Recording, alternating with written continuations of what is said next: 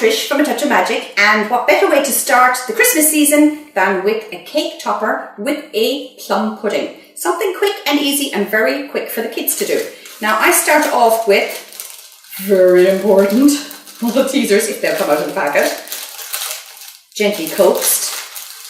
So as you can see, they're teeny weeny, but they rotate along the table. So in order for the Maltesers to behave, you need to keep them in place with a tiny bit of your cream sugar paste. So if we sit our little Malteser on top, it'll mean that we can work away, and you can see how easy and fast these are. We can even do 2 at a time.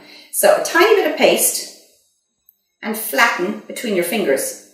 Now what I'm doing is I'm gently pulling them out to almost give that dribble, dribble, drizzle, drabble of custard effect on top of your plum pudding. So again, flatten it. Perfect for little mischief makers at home approaching Christmas. Because they've got lovely little fingers, they'll find this actually much easier to do.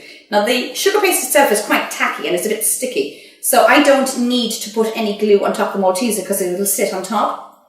So again, and gently push down your little Malteser. Whoop. Behave. Sit it again on top. How tempting it is to shove these into my mouth. Love Maltesers. It's not behaving. There you go. So the next thing we want to do is, as you can see from here, the cupcake, all it is a little dribble of these tubed icings. Icings again are fabulous. You need to manipulate them a little bit. As you manipulate them, the heat from your hand softens the icing and makes it much more pliable to squeeze out of the tube. And again for the red. So, using your icing, take the lid off, give it a bit of a wipe, because sometimes any of the residue that you've left from the last cake decorating might form a crust on the top. And I am just giving the impression of a leaf. Bit of a squiggle, squiggle, squiggle. It's only when you introduce the red little dots that the plum pudding comes alive. Now you can go to extremes and cut teeny weeny tiny holly leaves out, but I think life's too short to stuff a mushroom than to roll out icing with a teeny weeny cutter. So you want to make them fast, quick, easy. Tiny bit of red, and again, a little bit of blob. And it's just to give the impression that they're little plum puddings. But these are a mouthful of heaven. Crunchy Maltesers, and they sit on top beautifully with a cupcake.